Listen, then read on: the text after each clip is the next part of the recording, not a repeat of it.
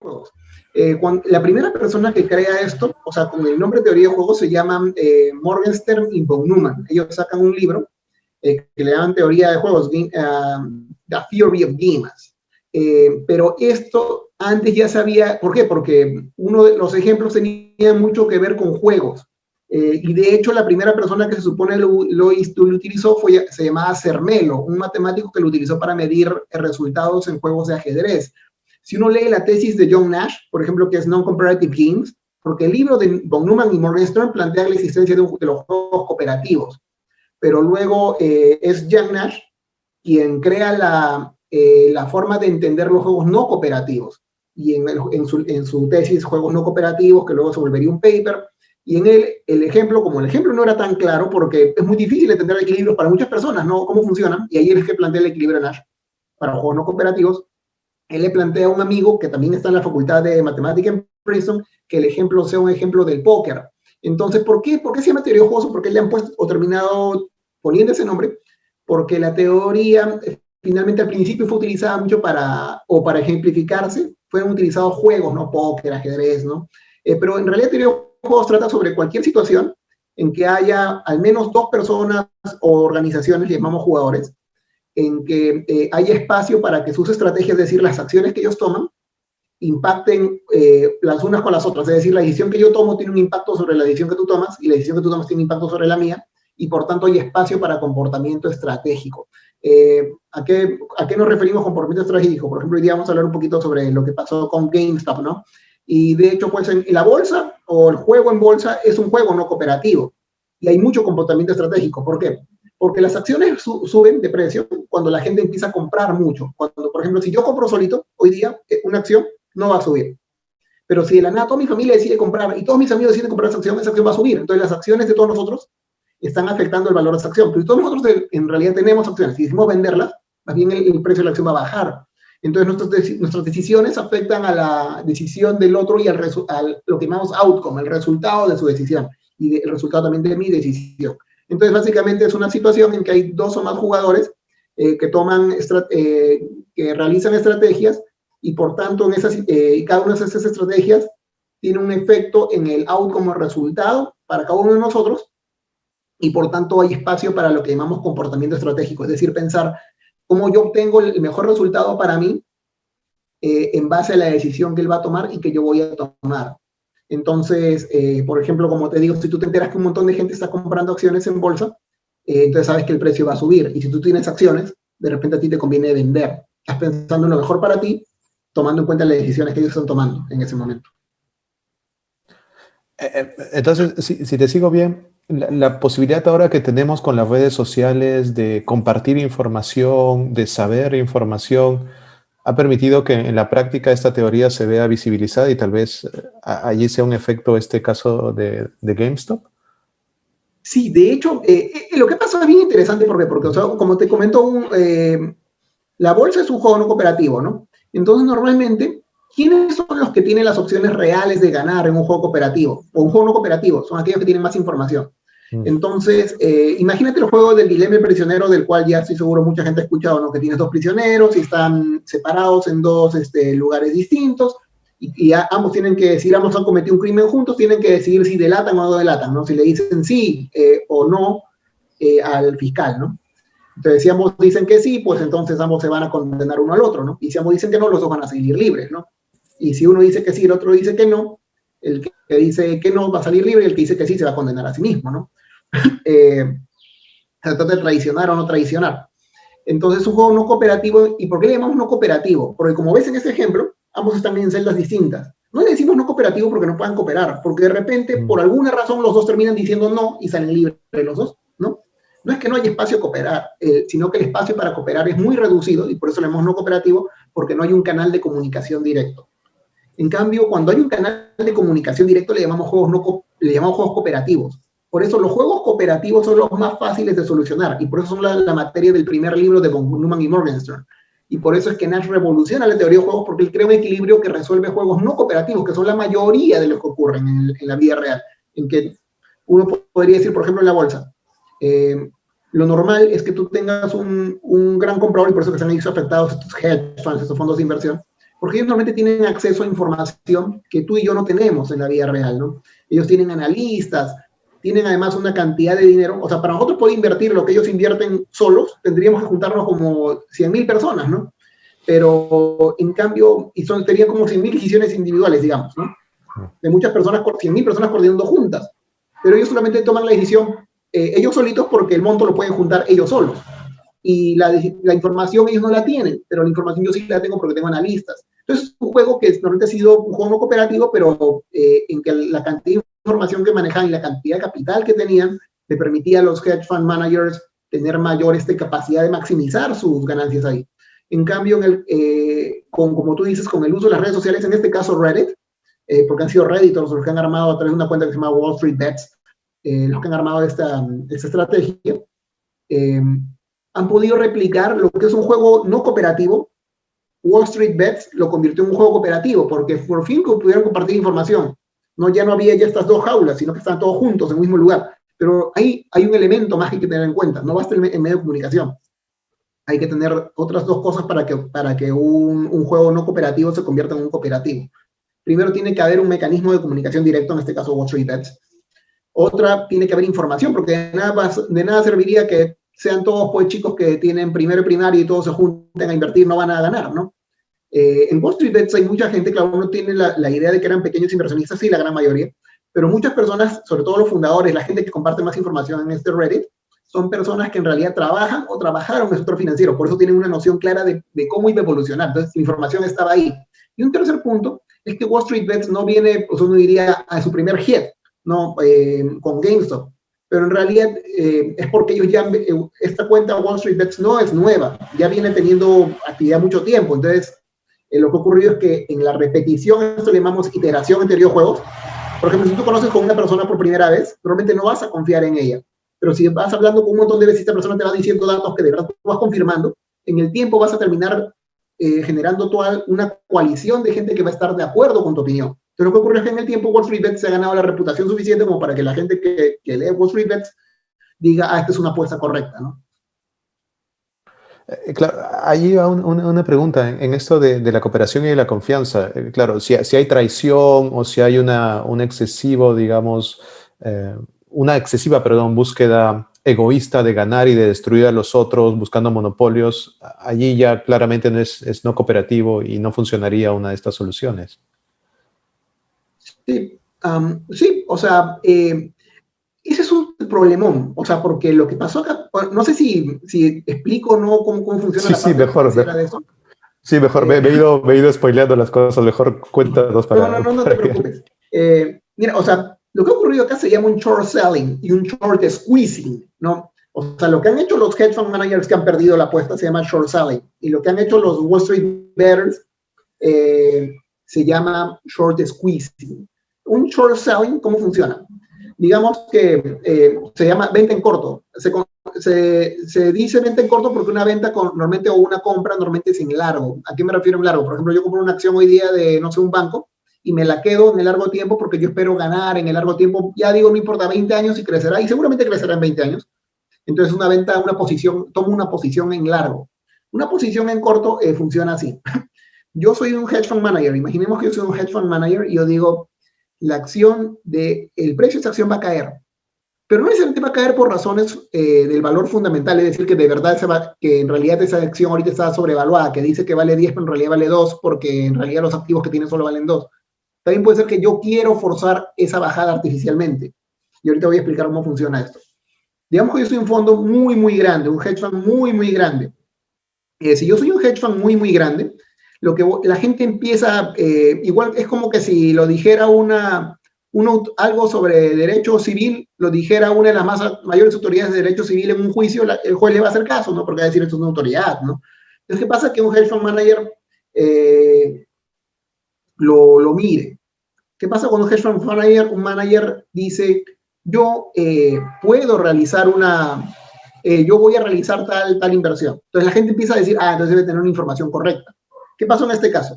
En un short selling. Yo digo, la acción va a bajar. Entonces, ¿cómo hago esto? Agarro y digo, como la acción va a bajar, lo que yo voy a hacer es lo siguiente. Le voy a pedir prestado a un banco de inversión que me preste una acción de GameStop. Una acción, digamos que vale 10. No vale 10, pero pensemos que vale $10. ¿sí? Entonces le digo, préstame esa acción. No me la está vendiendo, me la está prestando. Entonces me presta la acción y yo le digo, a cambio yo te voy a dar, de acá a 2 semanas, digamos, yo te voy a dar $1 como interés. Es decir, tú me das la acción, que vale 10, yo no te he dado $10, yo te he dado, no te voy a dar nada todavía, tú me estás prestando la acción, y en 10 días yo te voy a dar, en 2 semanas, digamos, que sería la fecha de expiración, yo te voy a dar $1 como pago por el interés y te voy a devolver tu acción. Entonces, al final el banco de inversión va a recibir su acción de vuelta y su interés de $1, ¿no? ¿Y qué apuesto yo? Ahora tengo yo una acción de $10. Entonces digo, como yo creo que va a bajar, o yo la voy a hacer bajar, voy al mercado y la vendo a la primera persona que me la quiera comprar. Y como el valor de mercado es 10, me la van a comprar a 10. No la voy a vender a más, porque no es mi interés venderla más. Entonces, hasta ahorita que tengo yo en mano, cuando la vendí, 10, ¿no? ¿Con qué comencé cuando comencé la transacción? 0, ¿no? Hasta ahorita no he ganado ni perdido. Tengo 10. Ahora mi apuesta es que como yo soy alguien grande y conocido, la gente va a decir, si este Guillermo, este hedge fund manager, digamos que se llama Guillermo, o sea, yo. Entonces, digamos, como él sabe, él debe haber hecho esto por una razón. Entonces, mucha gente empieza a hacer lo mismo que yo. Y entonces, como la gente empieza a hacer lo mismo que yo, ¿qué va a pasar? Que mucha gente va a empezar a vender su acción, porque van a tener miedo, porque van a decir, si ya no está haciendo esto, quiere decir que la acción va a bajar. Entonces empiezan a vender su acción porque dicen, antes que baje más de 10 y baje 8, 5, 4, antes de eso yo voy a vender mi acción para que no llegue a 0 y ya no voy a tener nada que vender. Entonces la gente empieza a vender, y al vender sus acciones, como hay menos demanda, el valor va cayendo, va cayendo, va cayendo. Entonces yo, ¿qué hago como Guillermo, como hedge fund manager?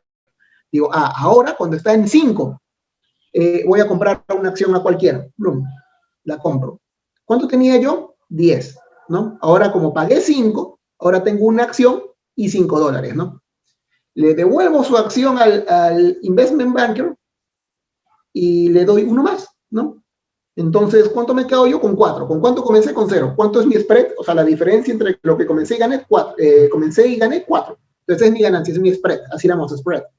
Entonces, así funciona un short selling.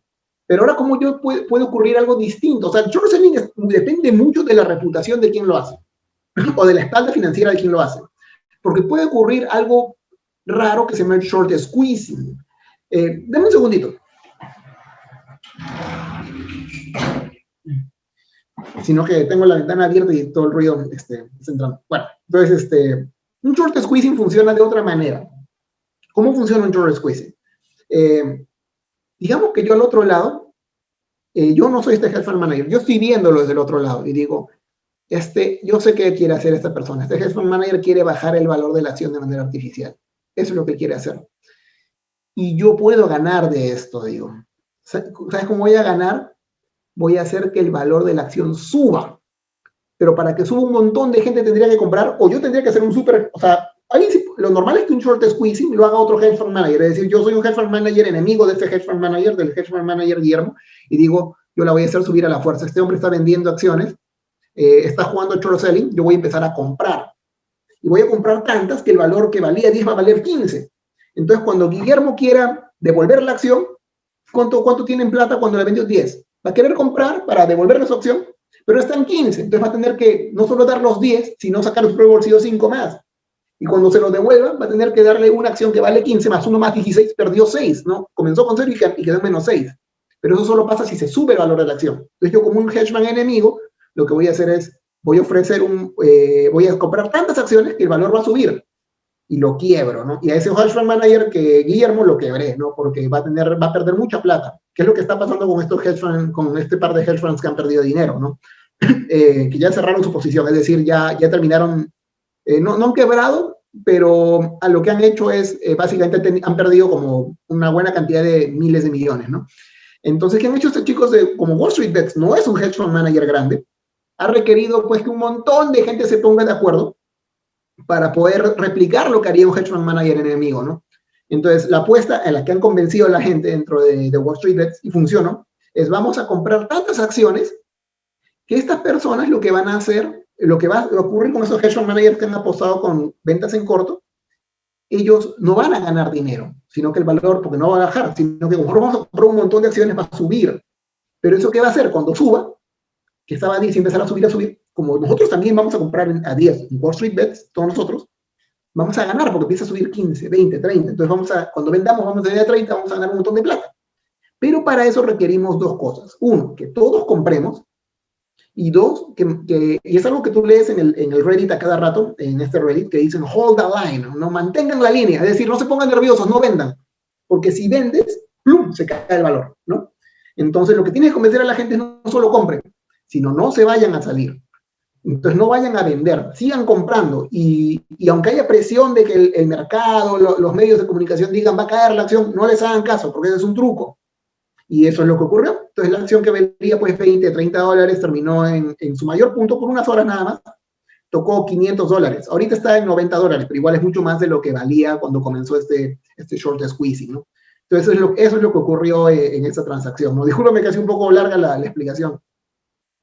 No, está muy clara y me hizo pensar a veces en YouTube hay una propaganda de una aplicación, no le voy a hacer la propaganda, pero se llama eToro, me ha salido varias veces, sería una propaganda muy interesante, en la cual tú sigues y replicas, pones el clic para replicar lo que está haciendo un inversionista muy importante. Entonces, básicamente, si estamos en una de estas situaciones en las que comentas, voy a estar siguiendo al que quiere comprar para una venta corta, o voy a también seguir rápidamente, y a veces es fácil captar a personas que te sigan, ¿no? No tanto en el nivel de confianza como tienes en el Reddit, tal vez que ya se ha generado esta comunidad en esta que hablabas de Wall Street Bet, pero creo que estas herramientas electrónicas también pueden ayudar a que estas cosas sucedan de manera más fácil. No, de hecho han democratizado el sistema, ¿no? Porque esto no hubiera sido posible sin eToro, por ejemplo, que es una app israelita, pero también apps, la principal ha sido Robinhood, ¿no? Que en realidad comenzó diciendo que iba a democratizar el sistema. De hecho, le cayó una demanda de clase, un class action a Robinhood, porque cuando la gente, todas estas personas, estos pequeños inversionistas, no tienen pues cuentas, sus cuentas no son interesantes para los bancos de inversión grandes que le ofrecen pues cuentas a las grandes familias millonarias, ¿no? Estas personas invierten poquito. Entonces ellas utilizan estas apps y una de esas apps es Robinhood o TD Ameritrade, ¿no? De Schwab.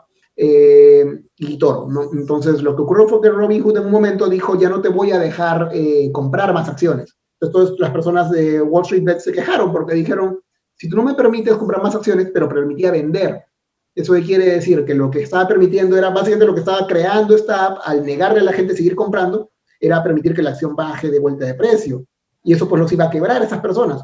Entonces ellos le pusieron una class action encima y al final Robinhood explicó de que en realidad no era que él quería bloquear las transacciones, sino que en realidad lo que había pasado es bien complicado porque en el mercado financiero ¿qué suele ocurrir? Si yo soy un trader, como lo es Robinhood, una plataforma para hacer trading, yo cuando yo hago un trade y yo compro acciones y por tanto pago por esas acciones o voy a pagar, los pagos no ocurren como que las transacciones estas, si bien la persona paga en ese momento, la plataforma de trading no le paga al DT, que es la plataforma de clearing, o sea, la plataforma de procesamiento de estas transacciones, no le paga de manera inmediata, sino la transacción demora un día, 2 días de pago. Entonces, ¿qué ocurre? Que en esos 2 días yo tengo que poner algo que se llama colateral o margin call. Es decir, yo tengo que sustentar ante esas empresas que cuando yo le mando compra 1000 acciones, cuando esta clearing house va a decir, oye, pero ¿con qué me vas a pagar de acá 2 días? Esas transacciones, esas órdenes de compra que me has mandado.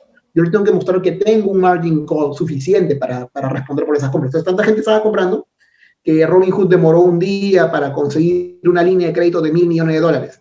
Y cuando la consiguió, volvió a reabrir las operaciones porque les dijo, miren, yo no puedo porque ustedes mandan órdenes, pero el clearing no me deja procesarlas porque dice que no tengo margin call. Necesito conseguirme un préstamo, una línea de crédito por esa cantidad de dinero para poder seguir transfiriendo sus transacciones, ¿no? Wow. Antes de mi otra pregunta, quienes recién se conectan, estamos hablando con Guillermo Flores Borda, abogado financiero y además game theorist, que está contestando nuestras preguntas ahora en esta parte sobre el caso de GameSpot. Luego, yo tengo solo un par de preguntas más. Quienes quieran interactuar por Facebook, Diego Félix nos está ayudando. Quien tenga alguna pregunta en directo puede hacerla también y se la haremos llegar a Guillermo. Entonces, tal vez para concluir, si nos puedes contar, para pasar al otro tema, algunas conclusiones finales sobre teoría de juegos y esta situación que ha sucedido y lo que crees que va a suceder en adelante frente a este caso.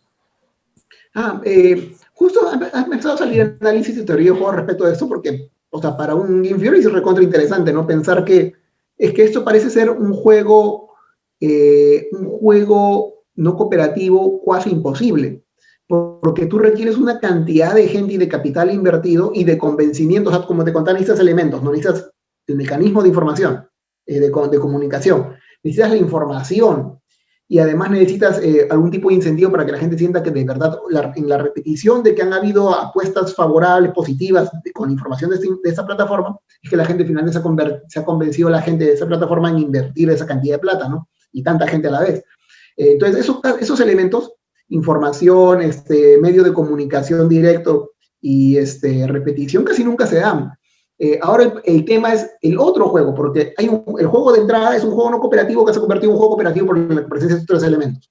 Pero ahora el juego de salida es complicado, porque el juego de salida ya no se puede convertir en un juego cooperativo. ¿Cuál es el juego de salida? Ahora digamos que yo fui una de las personas que está en Wall Street Bets, invertí cuando valía 10, ahora está pues en 90, ¿no? Y hubo un punto que estaba en 500. Entonces en ese punto la gente decía, ellos habían puesto una meta en Wall Street Bets, dijeron que iban a esperar que llegue a 1000, entonces, pero nunca llegó a 1000. Entonces, y mucha gente le decía, hold the line, no, que no vendan, para que siga subiendo. Pero mucha gente se puso nerviosa, empezó a vender y empezó a caer. Entonces, ahí el otro juego no cooperativo que se da es que por más tú quieras replicar el juego cooperativo, que es tu hold the line, y tu demanda de hold the line es tu forma de tratar de buscar, no vendan, ¿no? O sea, de forma de forzar un juego cooperativo. El problema es que ya no existe la iteración porque no ha ocurrido algo así, no ha ocurrido antes que hayan tenido este tipo de short squeezing tan grande. Entonces no hay repetición porque es la primera vez que les pasa, ¿no? Entonces, al no haber ese elemento de iteración y por tanto no haber confianza en la información porque es la primera vez que les pasa, entonces la gente dice, esa persona que me está diciendo hold the line, en realidad me dice hold the line porque le está vendiendo hoy día y ya cuando yo venda va a valer solo 100 y no 500, entonces me está engañando. Como no hay iteración, no hay confianza en la información, aunque siga habiendo Wall Street Bets como plataforma de medios de comunicación directa, el juego no cooperativo ya no se puede convertir en un cooperativo, sino que es un no cooperativo neto, en que la gente piensa ahora quién se sale primero. Y eso ha hecho que la acción ahora caiga a 92, lo cual tampoco está tan mal de respecto a donde comenzó. Pero, o sea, es interesante ver que todavía no se acaban de salir, ¿no? O sea, va a seguir bajando. Pero ahí la pregunta va a ser que si van a poder replicar esto y ya a futuro, ¿cómo se va a repensar el peso en el mercado, ¿no? Porque normalmente el peso real lo tenían estos hedge funds con la cantidad de información, la cantidad de capital que tenían, por tanto no necesitan crear un juego no cooperativo porque ellos solitos eran el juego cooperativo, ¿no? Porque ellos solos tienen el capital de 100.000 personas y la información de 100.000 personas, ¿no? ¿Cómo van a empezar a competir con estos pequeños jugadores, ¿no? Wow. Y entonces, con esto aprendido, tal vez cambiamos al siguiente tema. ¿Cómo ves, si hay conexión en lo que has dicho, en esta solución a la pandemia, tal vez en las vacunas? ¿Cómo aplicaríamos teoría de juegos para solucionar algo también bastante humano, pero tal vez un poco más ligado a la vida, como sería la salud? Claro, o sea, de hecho una pandemia es un juego no cooperativo, ¿no? Porque es un juego en que cada uno, en teoría, tú buscas que se genere una sinergia de acciones similares para generar un resultado social común favorable, pero en realidad la gente tiene diferentes incentivos, ¿no? Por ejemplo, tú le puedes decir en la pantalla de televisión a la gente, lo mejor es ponerse mascarilla, lavarse las manos, ¿no? Mantener distancia social, pero una persona podría decir, me molesta la mascarilla, otra podría decir, quisiera un abrazo, ¿no? Es tedioso lavarte las manos, y poco a poco el resultado social se deja de dar, ¿no? Ahora, eso no quiere decir que el Estado debe seguir dando esas indicaciones, pero debe tener en cuenta algunos factores a la hora de comunicar. Por ejemplo, una primera cosa que hay que tener en cuenta es que quizás cuando comunicamos el impacto de la pandemia en las personas, no estamos siendo eficaces y en términos de teoría de juego, porque eso tiene que ver con un concepto que se llama punto de referencia. ¿A qué me refiero con un punto de referencia? No sé si recuerdan las cajetillas de cigarros, antes no tenían ninguna imagen de nadie, y ahora tienen la imagen de una persona con cáncer de lengua, no cáncer de pulmón.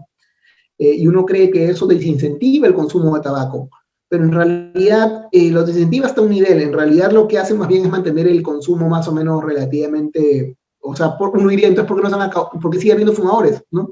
Los hay, y no es como que, ha habido un declive, claro, pero hay un nivel estándar, un nivel estable más o menos en el nivel de consumidores. Uno dice, ¿por qué sigue habiendo consumidores a ese nivel?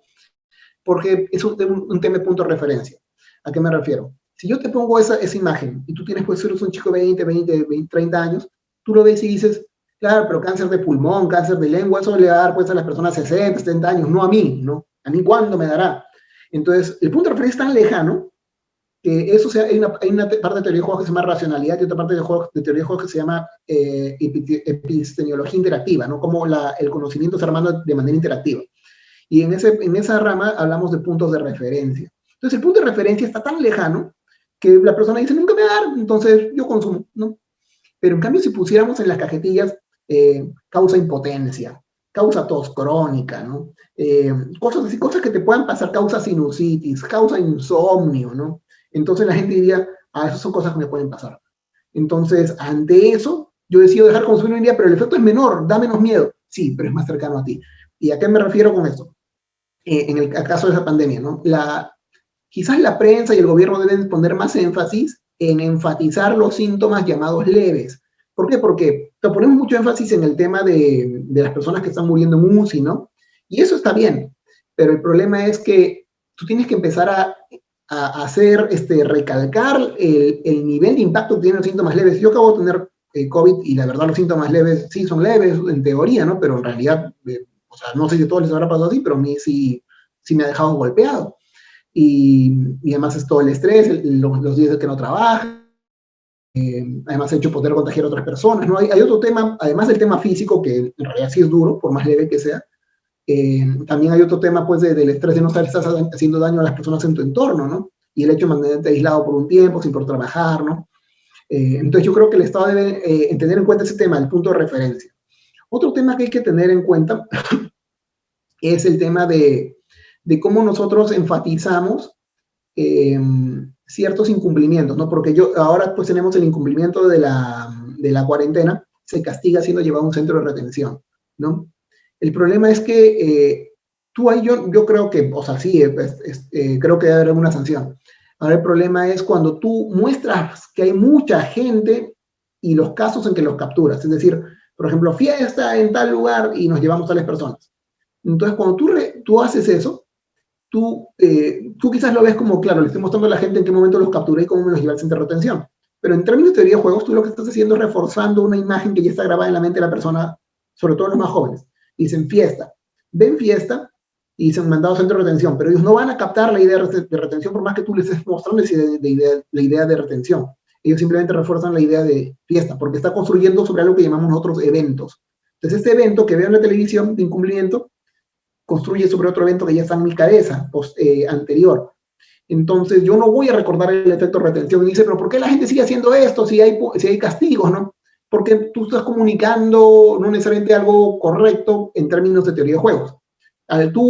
Mejor sería decir algo así como que en un informe diario, informe de cada 2 días o cada semana, retuvimos tantas personas que fueron llevadas a centro de detención por tantas horas y punto, sin mostrar en qué porque los agarraste, fue porque están caminando en la calle sin mascarilla, porque están en una fiesta. Quizás no es bueno mostrar eso, porque esa data construye un evento sobre otro evento y no está generando el efecto que tú quisieras que tenga. Muy interesante. Y sobre las vacunas, ¿esto también es algo cooperativo, no cooperativo? ¿Es un problema de egoísmo también sobre la información? Alguno dirá, no, mejor yo no me vacuno, espero que los otros se vacunen, pero la única forma, al parecer, por lo menos hasta ahora con la información científica, es mientras más personas se vacunen, es que se puede generar una solución. ¿Allí también hay un análisis de teoría de juegos? Sí hay, y de hecho ya hay papers de eso. Ya hay papers del tema de la vacunación. El problema es que o sea, tú tienes que comunicar que la gente se está vacunando, pero el problema es que eso genera otro impacto que no es tan positivo, que es el tema del freeriderismo, ¿no? Mucha gente va a jugar algo que es un juego de wait and see, ¿no? O sea, esperar y ver, ¿no? Porque tú ves, o sea, en un sistema en que ya existen vacunas, o sea, en que ya hay vacunas en un país, los miedos ya no son hacia la enfermedad. Es bien loco, por eso es una matemática que se llama histéresis. El hecho de que yo tengo nervios o temor respecto a una situación y luego esos nervios se trasladan a una situación relacionada. Es decir, por ejemplo, antes tenía miedo de la enfermedad, pero ahora, a pesar de que ya se probó que esa vacuna es efectiva y no mata, sino que genera así síntomas, pues porque es una vacuna, ¿no? Podría tener algún efecto menor en ti, ¿no? Un día que te pueda dar fiebre, ¿no? Qué sé yo, un dolor de cabeza, pero es algo menor. Y ya está comprobado que más bien 100% de efectividad de no llevar, que nunca acabarás en UCI. Entonces, y uno dice, yo la voy a consumir, pero te lo piensas porque dices, bueno, pero tiene este efecto negativo. Pero uno dice, oye, pero espérate, pero esta vacuna es para prevenir un efecto mucho peor. Claro, pero como el miedo de la situación anterior se va a trasladar al evento relacionado, a ese evento matemáticamente se llama histéresis. Entonces, o sea, no se queda el terror en la enfermedad, sino que se transfiere a la vacuna porque los síntomas son parecidos a la enfermedad en mi mente. Entonces, eso que genera en un ciudadano, un jugador, un efecto de wait and see, o sea, es decir, yo voy a ver y voy a esperar a ver cómo le cae a mi familia, al resto de gente, ¿no? Ahorita estamos, en Perú no estamos en esa situación aún, porque ahorita estamos en el evento de que uno ve que hay menos gente en la calle, a pesar de que no es tan dura la cuarentena como la anterior, y es porque ya ahora ya hay más gente que ha tenido familiares, amigos, conocidos que han estado enfermos, y saben que no solamente la muerte es lo duro, sino también la enfermedad en sí, ¿no? Pero va a haber un punto en que ese miedo va a ser trasladado en el evento de histéresis a cómo se ve la vacuna. Y ahí el gobierno tiene que encargarse de comunicar muy claramente que, o sea, que sí existen síntomas leves de recibir la vacuna, porque si las empiezan a sentir las personas sin haber conocido que podían haber, o sea, que porque, o sea, en Estados Unidos, por ejemplo, ya la gente está vacunando, toda la gente sabe que tiene algún síntoma, ¿no? Te la pones, dicen que sobre todo la segunda vacuna, ahí está leyendo un informe, que la segunda dosis, pues son 2 dosis, dependiendo de la vacuna que se pongan, la segunda dosis tiene un efecto muy, muy fuerte porque es como que tu cuerpo a la primera reaccionó la primera vez, pero la segunda vez es como que tu cuerpo piensa, oye, no resolvimos este problema hace 2 semanas, entonces ya actúa de una manera más agresiva, ¿no? Tu sistema inmunológico. Entonces tu reacción va a ser más fuerte. Si te dio dolor de cabeza la primera vez, la segunda vez va a ser, plum, te va a dar fiebre, ¿no? Por 1 o 2 noches, ¿no? Pero ahora eso es importante que el gobierno lo mencione, porque uno diría, va a desincentivar la vacuna. Pero eso es este pensamiento lineal. En cambio, en realidad lo que está ocurriendo es que si tú no lo comunicas, y digamos que una persona, un familiar mío, se ponga la vacuna y le pase eso 1 día, 2 días, a la gente le va a empezar a entrar miedo y al no conocer que eso era una posibilidad, simplemente van a empezar a decir, no, yo no me la voy a poner hasta ver que a toda la gente, a una cantidad grande, masiva de gente, no le va mal. Es mejor comunicar desde ahora que estas vacunas pueden tener, no lo sé de respecto a Sinopharm, porque lo que he leído es respecto de la vacuna que están colocando en Estados Unidos, pero si hubiera, deberían comunicarse sus efectos para que la gente no caiga, no ocurra este efecto matemático de histéresis, ¿no? Que no trasladen el temor de la enfermedad, el terror de la vacuna, y por tanto se bajan los niveles de vacunación. Además, como tú dices, también tiene que ver con un tema de, este wait and see es también una forma de egoísmo, ¿no? Porque pienso, que le den el síntoma el primero y ya después yo miro si me la pongo o no, ¿no? Y eso pues disminuye los niveles de vacunación. En realidad uno tiene que aprovechar algunos factores y ahí es reforzar mucho el tema de teoría de juegos de epistemología interactiva. ¿A qué me refiero ahí? Tú tienes que construir sobre eventos ya existentes, como mencionaba, ¿no? Así como algunos jóvenes construyen el evento, veo que alguien incumplió una fiesta y en mi mente tengo la idea de fiesta, el evento, entonces no me importa tanto el incumplimiento, sino, yo voy a participar de fiesta, ¿no? O sea, estoy más ligado, porque tu cerebro no funciona como tú crees que funciona. Conecto con algo que veo y por tanto empiezo a pensar en eso, ¿no? Por ejemplo, yo te digo, piensa en un elefante rosa ahorita y estoy seguro que has pensado inmediatamente en un elefante rosa a pesar de que no te da mucho tiempo, pero es porque tu mente al decirlo lo va a imaginar, a pesar que no tiene ninguna razón de por qué estarlo pensando. Y eso es lo que pasa realmente en nuestro cerebro, por un tema de racionalidad. Entonces tú cuando comuniques a la gente que ha incumplido, no debes decir la situación en que incumplió, no los muestres en televisión incumpliendo, simplemente dime la data, cuánta gente incumplió, a dónde los llevaste, por cuántas horas. No me muestres la situación, ni me cuentes que los agarraste en fiestas, tomando, qué sé yo. Y tienes que construir también en forma positiva, aprovechar esa cuestión también. El tema de epistemología interactiva, pensar en lo siguiente, es si una persona se va a vacunar en un país como Perú, en que 90% o más 92% del país se considera a sí mismo cristiano, y que según Pew Research, 66% dice que la religión es muy importante en sus vidas, entonces tú lo que tienes que hacer es, como tú dices, y eso ya está probado, ya hay papers sobre eso, basar la necesidad de vacunarse en términos de altruismo. Es decir, no le digas vacúnense por miedo a la enfermedad, sino diles vacúnate porque es un deber cristiano, porque es un deber altruista de tu fe, vacunarte.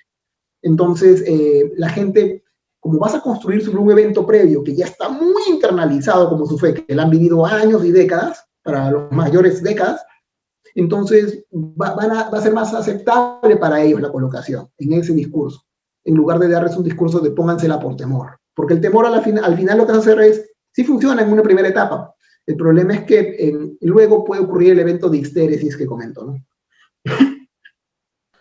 Oh, muchas gracias, Guillermo. Ya estamos abusando muchísimo de tu tiempo. Me interesa mucho también tu trabajo en religión. También he leído muchas cosas que son muy interesantes de cómo las políticas públicas no toman en cuenta a las pobres, a los pobres, que también es una línea muy, muy interesante y que te abre los ojos. Pero voy a quemar mi última pregunta. Con cargo a tal vez, no quiero comprometer de público, pero tal vez podamos conversar más adelante sobre estos aspectos ya más puntuales. Pero ahora hablando sobre teoría de Sí, sí, juegos claro. y ya que se vienen las elecciones, quería preguntarte, también he leído algo sobre lo que has trabajado, sobre unas nuevas formas de elección que podrían incluso ser más ventajosas para la población, incluso la posibilidad de elegir a dos personas en una primera vuelta o más personas. Yo sé que eso no se aplica, pero no sé si, ya que estamos hablando de teoría de juegos, ¿qué beneficios habría de esta postura que se plantea? Sí, de hecho, hay varios sistemas de votación para comenzar. El nuestro, el que usa Perú, se llama Plurality Voting. ¿Qué significa Plurality Voting o votación plural? Significa que gana el que tiene más del 50% de votos, ¿no? eh, eh, Otro sistema se llama Ranked Choice, que significa, pero, ¿y cómo funciona Plurality Voting, que es el que tenemos acá en Perú? Plurality Voting funciona así. Yo voto por un candidato, ¿no? Por ejemplo, de los que tengo ahorita, digamos que tú decides votar por Verónica, por Julio Guzmán, qué sé yo, ¿no? O Johnny Lescano, qué sé yo, votas por uno de ellos, ¿no? Eh, pero en realidad tu voto no necesariamente refleja tu deseo, o lo que llamamos función de utilidad en teoría de juegos. ¿Por qué? Porque, y también yo por eso no soy muy partidario de las encuestas, porque yo siento que las encuestas tienen el mismo efecto de los hedge fund managers grandazos que estamos hablando hace un rato, en que como yo tomo una decisión, la gente dice, esta es la decisión correcta, ¿no? Porque le está tomando a alguien que conoce. Si una encuesta dice que alguien tiene más votación que otro, yo me voy a sentir incentivado a votar por los que están más arriba. Entonces, por ejemplo, yo quería votar de repente, no sé, digamos que alguien quería votar por un candidato desconocido, ¿no? Pero no lo ve nunca en los primeros 3, 4 puestos, va a dejar de pensar en él y empezar a pensar, ya, ese es un voto desperdiciado, voy a empezar a pensar por cuál de estos otros 4 votos. Entonces, eso se llama voto estratégico. Pero es un comportamiento estratégico, de teoría de juegos. En realidad no quiere hacer eso, pero lo termina haciendo porque el sistema lo pone en esa situación, ¿no? Entonces, al final, digamos que pasan los dos primeros de este plurality voting a segunda vuelta, ¿no? Pero la pregunta es, y pasan uno con 15 y otro con 18%, digamos. Bueno, uno se preguntaría, ¿de verdad ese 15 y 18% con el que pasaron son realmente apoyo de ellos? ¿Son verdaderamente gente que de corazón quería votar por ellos? ¿O cuánto de voto estratégico de gente que empezó a renunciar a sus candidatos que de verdad querían, porque no los veían arriba, empezaron a decir, mejor voto por ese que está arriba? Y en realidad ese 15, en realidad no son 15 de apoyo, sino son solo 5 de apoyo. Ese 18 no son 18, sino son solo 8 de apoyo. Y al final, en segunda vuelta, gana uno de los dos, ¿no? Porque junta 40-50%. Pero en ese 40-50% no es en realidad 50% de apoyo para él, porque en realidad, pues, o sea, la gente está teniendo otra vez comportamiento estratégico. No voto por él no porque me guste, sino porque no me gusta el otro, ¿no? Entonces, ese sistema Priority Voting, que es el que tenemos en Perú, genera una distorsión de la utilidad, de la función de utilidad individual. Tú te querías votar por una persona, terminas votando por una persona totalmente desalineada contigo, simplemente porque no quieres que gane otro. Eso se llama voto estratégico, pero al final, cuando esa persona gobierna, esa persona no tiene tu real apoyo, y por eso es que su gobierno va a ser bien endeble. ¿Qué plantean otros dos sistemas que son los que se alinean más a temas de utilidad? Son dos, se llaman Rank Choice, o no sé cómo traducir, elección ranqueada, y otra que se llama Approval Voting o votación de aprobación. Yo soy favorable a votación de aprobación, Approval Voting. De hecho, hemos escrito un artículo en El Comercio hace un año, 2 años, con el creador de la teoría, que es un profesor de ciencia política en NYU, que es Stephen Brams, que es teorista de juego. Yo lo conocí en la conferencia justo en esta la conocí, en el 2019, entonces el artículo debe salir en 2019. ¿Qué plantea Rank Choice? Que no es la que yo defiendo, pero estas dos últimas son las que son mejor para reflejar la real función de utilidad individual de las personas. Las dos son mejores que el que tenemos, cualquiera de las dos es mejor que la que tenemos, ¿eh? Pero yo creo que la mejor es Approval Voting. Ahora voy a explicar cómo funciona Rank Choice. Víctor, ¿cuál es tu helado favorito? Tu sabor de helado favorito. Cuando tú vas a la heladería, tú dices, este es mi helado, ese es el sabor que yo quiero comer. Pistacho. Pistacho. Y si no hay, y te dijeran, no hay pistacho, ¿cuál es el segundo? Bueno, lúcuma. Digamos que sea pistacho y lúcuma. Y si ya no hay ninguno de los dos, ¿cuál sería el tercero? Bueno, vainilla. Vainilla. Y si yo te dijera, ya digamos que no hay ninguno de esos tres, ¿cuál sería el cuarto? ¿Fresa? Fresa. Ahora, ¿tú dirías que tu nivel de convencimiento respecto del cuarto es el mismo que del uno, del dos o del tres? No, no, ya pues es lo que había. Claro, es lo que había. Y ¿sabes por qué? ¿Qué es lo que plantea Rank Choice? ¿Y por qué no funciona? Y por qué yo creo que en los hechos no funciona. En Rank Choice tú le pides a la gente lo siguiente. Es que la gente en teoría de juegos, bueno, en economía, ¿no? La gente tiene algo que se llama preferencias ordinales y cardinales, ¿no? Las preferencias ordinales, que son las que vamos a usar ahorita, dice que la gente tiene preferencias en orden, es decir, por ejemplo, tú me preguntas a mí mi helado favorito, el primero será pues limón, ¿no? El segundo será fresa, el tercero chocolate, ¿no? Entonces tienes un 1, 2, 3. Entonces tú lo que haces en Rancho es lo siguiente, le dices a la persona, joven, vote usted por todo lo que usted quiera, pero póngale primero, segundo, tercero, cuarto, y al final vamos a procesar quiénes son los que tienen más primeros, terceros, más segundos, más terceros, y vamos a sacar un equilibrio de eso. Y con eso vamos a determinar quién es el ganador que tiene mayor apoyo. Es una buena forma, porque en realidad lo que está haciendo la gente ahí, lo que está haciendo, en el voto plurality voting solo votas por una persona, y por tanto no reflejas tu función de utilidad completa, porque tu función de utilidad completa tiene preferencias ordinales. Cuando es priority voting, como el sistema que tenemos en Perú, solo presentas una de las opciones de todas tus preferencias ordinales. Entonces no presentas tu función de utilidad individual. En Rank Choice sí la presentas, porque ordenas, ¿no? Pero el problema está en lo siguiente, y por lo que creemos, o sea, los defensores de Approval Voting creemos que no funciona tan bien en la vida real. Rank Choice en matemática pura es bellísimo, pero en la vida real creemos que no funciona tan bien. ¿Por qué? Porque cuando tú le pides a la persona, dígame cuál es su candidato más favorito, él tiene claramente cuál es su primera opción. Su segunda opción de repente, su tercera opción ya piensa pensar un poquito más, cuarta un poquito más, quinta más. Entonces, en la realidad es muy difícil votar en Rank Choice, porque es más, de hecho hay experimentos que muestran que a partir de la tercera opción ya no es claro si de verdad esta tercera opción de verdad reflejaba parte de la función de utilidad individual, sino que tú le estás forzando a la persona a decir quién es tercero, más allá de que en realidad él hubiera pensado en su mente, yo lo tengo ordenado. De repente en su orden mental solo tiene 1 y 2 y punto. Entonces, por eso los de Approval Voting creemos que si bien es una opción bien purista, Rank Choice, y en matemática es bellísima, en términos prácticos creemos que no es tan factible. Approval Voting es distinto. Lo que te dice es, acá están todos los candidatos. Tú pones apruebas o desapruebas. Nada más, por ejemplo, apruebo este, no apruebo esto, no apruebo esto, y eso entregas. Y luego se juntan todas las votaciones de todos, y el que tiene más apruebos, gana. ¿Por qué? Porque tú en ese sistema, digamos que hay 5 candidatos, y tú pones a 2 apruebo y a 3 no apruebo. Estás reflejando tu función de utilidad, porque tu función de utilidad sí reflejaba al menos 2 candidatos, o sea, no es solo uno como en Probability Voting, tú estás reflejando tu función de utilidad individual completa, que era 2 de esos 5. No lo estás ordenando porque sería muy difícil y no es confiable ordenar, porque la gente mentalmente no tiene claro en realidad. Si yo te pregunto a ti durante 20 días cuáles son tu preferencia de lado, de las 4 primeros, 3 primeros, los 20 días no vas a decir lo mismo. Entonces, ¿por qué? Porque es claro, si me vas a decir de repente el 1 sí va a ser siempre el mismo, pero de ahí para abajo no.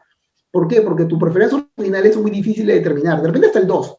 Por eso Approval Voting da una posibilidad distinta. Lo que le da la posibilidad a la gente es decir, me gusta este. No sé cuál será su ranking porque en realidad tampoco en mi mente no es tan claro, pero me gusta, ¿no? Entonces, al final se juntan todos los que te gustan y la persona que gana, o sea, primera vuelta y segunda vuelta, tú ya no puedes decir no tiene mi aprobación, porque tú le has dado tu aprobación en el voto. Y no podrías decir que fue voto estratégico, ¿no? Porque no es voto estratégico. Tú has votado por todos los que tú has querido.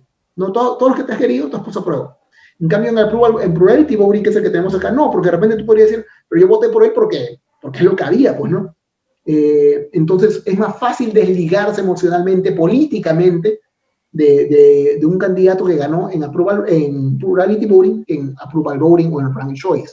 Pero entre los dos, entre Rank Choice y Approval Voting, es mejor alinear ¿cómo se llama? Es mejor Approval Voting porque es más fácil. No le pides a la gente que arranque, simplemente que diga aprueba o no aprueba.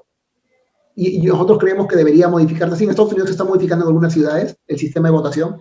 De hecho, para tener claro que sí funciona, la mayoría de asociaciones de matemáticos, de economistas, de asociaciones científicas grandes en Estados Unidos, para votar por sus candidatos utilizan Approval Voting o Rank Choice. Ninguna utiliza para votar por su presidente de su asociación de ciencia, ninguna usa Probability Voting. ¿Por qué?